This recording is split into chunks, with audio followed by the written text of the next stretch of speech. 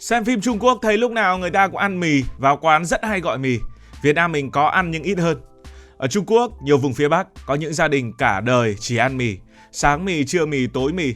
Nhưng thường thì con người không thể ăn một món suốt cả đời, thế là họ bắt đầu đổi. Hôm nay thì đổi mì sợi, ngày mai thì đổi nước, ngày kia thì đổi trộn, ngày hôm khác thì lại đổi topping. Cứ mỗi lần đổi như vậy lâu dần trở thành một món mới. Nhưng dù có đổi như thế nào thì mì vẫn là món chính. Tại sao? Người Trung Quốc ăn mì rất nhiều và thậm chí có hàng trăm, hàng nghìn món mì khác nhau. Muốn hiểu vì sao Trung Quốc có hàng trăm món mì thì bắt buộc phải bắt đầu từ địa lý.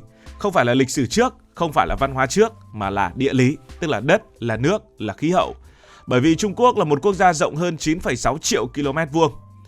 Con người không thể ăn giống nhau từ đầu này sang đầu kia. Chỉ riêng trục Bắc Nam, Trung Quốc đã là một thế giới rất khác nhau. Mùa đông ở miền Bắc có thể âm hàng chục độ C, tuyết đóng dày, gió thổi rát mặt. Trong khi cùng lúc đó, miền Nam có những nơi mát mẻ hơn, sương mù, mưa phùn, cây cối xanh quanh năm. Chênh lệch nhiệt độ không phải là 5-6 độ như nhiều nước châu Âu, mà có thể trên 30 độ. Điều này kéo theo một thứ rất quan trọng, cây trồng cũng hoàn toàn khác nhau. Ở miền Bắc, khô, lạnh, gió mạnh thì lúa mì được trồng rất nhiều. Phần lớn miền Bắc Trung Quốc có một đặc điểm chung, đó là ít mưa, mùa đông kéo dài, đất khô, nước tưới thì cũng không dồi dào cho lắm. Trong điều kiện đó, lúa nước thì rất khó sống, nhưng lúa mì thì khác. Nó chịu lạnh tốt, cần ít nước hơn, có thể trồng trên những cánh đồng ruộng đất không quá màu mỡ. Và khi đã trồng lúa mì thì câu hỏi tiếp theo là lúa mì dùng để làm gì? Câu trả lời thì cũng rất quen thuộc thôi, đó là xay ra bột.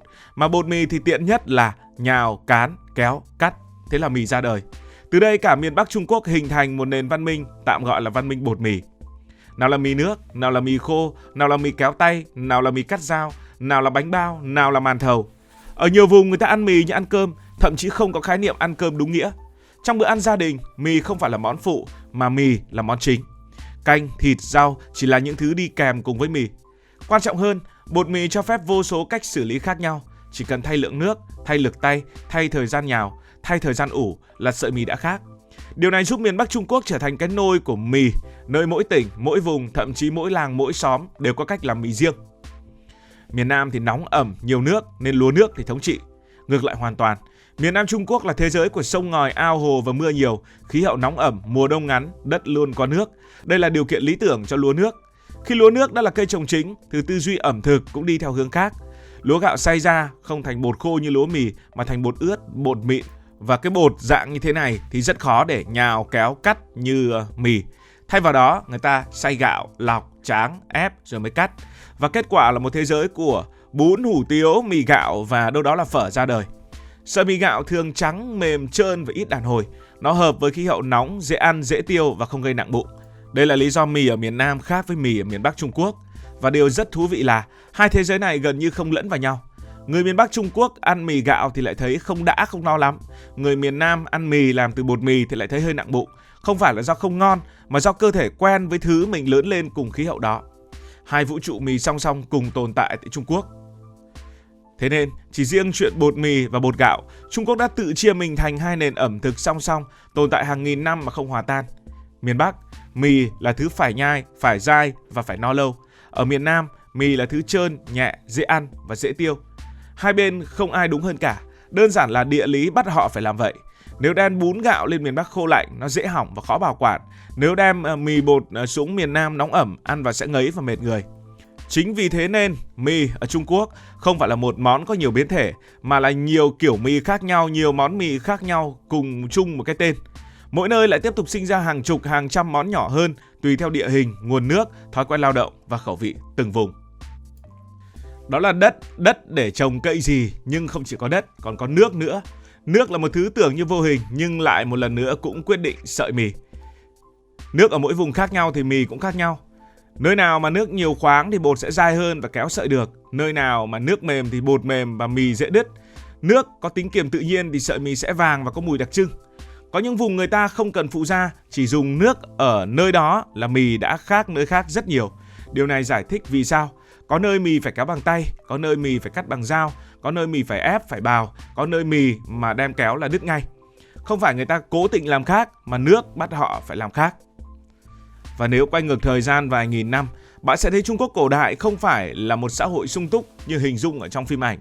Đó là một thế giới dân số rất đông, tài nguyên có hạn, chiến tranh xảy ra liên miên, triều đại thay nhau sụp đổ và nạn đói là chuyện lặp đi lặp lại như mùa mưa. Và mì lại cũng sinh ra từ lịch sử. Bây giờ chúng ta mới nói đến lịch sử. Trong bối cảnh ấy, con người không nghĩ đến chuyện ăn ngon hay là mặc đẹp, mà chỉ có một câu hỏi sống còn: ăn gì để không chết đói, để có sức mà sống tiếp. Và mì cũng xuất hiện đúng với nhu cầu đó, không phải như một món ăn sang gì đó, mà như một công cụ để sinh tồn. Một bát mì xét cho cùng là một giải pháp cực kỳ thực dụng. Nó no tương đối lâu vì tinh bột từ lúa mì hoặc gạo giải phóng năng lượng chậm, giúp con người chịu đói. Nó dễ nấu, chỉ cần nước sôi là có thể ăn, không cần kỹ thuật gì phức tạp, không đợi quá lâu. Nó cũng không tốn nhiều nhiên liệu, rất quan trọng trong thời kỳ củi lửa khan hiếm. Và đặc biệt, mì có một ưu điểm quyết định: có gì thì cho nấy. Có thịt thì cho thịt, có rau thì cho rau, không có gì thì chan nước muối, nước tương, thậm chí là chan nước nóng thì cũng được. Đến mức trong những năm đói kém nhất, người ta vẫn có thể ăn mì trần, chỉ có bột và nước để cầm hơi qua ngày. Chính sự linh hoạt này đã khiến mì không bao giờ bị loại khỏi bàn ăn, dù xã hội có nghèo hay là có giàu đến lúc nào. Trong chiến tranh và loạn lạc, mì còn phát huy thêm một lợi thế khác, đó là dễ mang theo. Bột khô có thể gùi trên lưng, buộc sau ngựa và chất lên xe, không cần bảo quản cầu kỳ, không dễ hỏng như là thịt hay là rau. Đến đâu chỉ cần kiếm được nước là có thể nấu ăn ngay. Vì thế mỗi đoàn quân, mỗi đợt di cư, mỗi làn sóng chạy loạn đều mang theo bột và cách làm mì của riêng mình. Khi đến vùng đất mới, mọi thứ thay đổi, nguyên liệu cũ có thể không còn, nguyên liệu mới lại xuất hiện, nước khác đi, khí hậu khác đi, khẩu vị cũng dần điều chỉnh. Và thế là từ một món mì ban đầu, nó tách thành 2, 3 rồi đến 4 năm biến thể mới. Không phải vì sáng tạo mà vì con người buộc phải thích nghi để tồn tại. Quan trọng hơn, người Trung Quốc từ rất sớm đã coi một bát mì là một bữa ăn hoàn chỉnh, chứ không phải là tinh bột ăn kèm với đồ ăn như nhiều nền ẩm thực khác. Trong cái suy nghĩ đó, mì không đứng riêng lẻ. Một bát mì đúng nghĩa phải có tinh bột để no, có đạm để có sức, có rau để cân bằng, có nước để mà nuốt trôi và giữ ấm, cùng gia vị để kích thích vị giác. Nó giống một bát phở đầy đủ hơn là một đĩa mì trộn cho vui. Chính vì vậy, mỗi vùng của Trung Quốc phát triển mì theo hướng phù hợp với thể trạng và điều kiện sống của mình. Vùng lạnh thì mì béo nhiều dầu mỡ để chống rét và tích năng lượng. Vùng nóng thì mì nhẹ, thanh, ít mỡ để dễ ăn, dễ tiêu. Vùng lao động nặng thì mì đậm, mặn, chắc bụng để làm việc cả ngày mà không thấy mệt. Mì trong lịch sử Trung Quốc không sinh ra từ sự dư dả mà lại sinh ra từ sự thiếu thốn. Nó không phải món ăn của hưởng thụ mà là món ăn của sinh tồn qua ngày. Và chính vì phải gánh trên vai trò cứu đói, cứu mạng, nuôi sống con người suốt hàng nghìn năm, mì buộc phải tiến hóa không ngừng. Mỗi biến hóa ấy đến hôm nay ta gọi bằng một cái tên mới. Nhưng ở gốc rễ, tất cả đều bắt đầu từ một câu nói rất giản dị: ăn gì để sống tiếp qua ngày mai.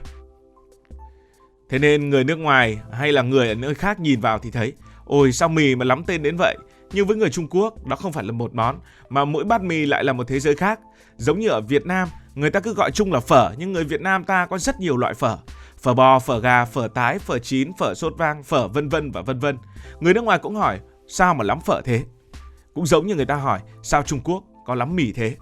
Không phải vì họ rảnh, không phải vì họ màu mè, không phải vì họ thích đặt tên, mà vì mì là một món ăn chính. Địa lý Trung Quốc thì cực kỳ đa dạng, nước và khí hậu thì khác nhau, lịch sử thì di cư liên tục, tâm lý không thích trùng lặp và văn hóa coi trọng kỹ năng, rồi là cũng không có một cái công thức nào gọi là công thức chuẩn cả.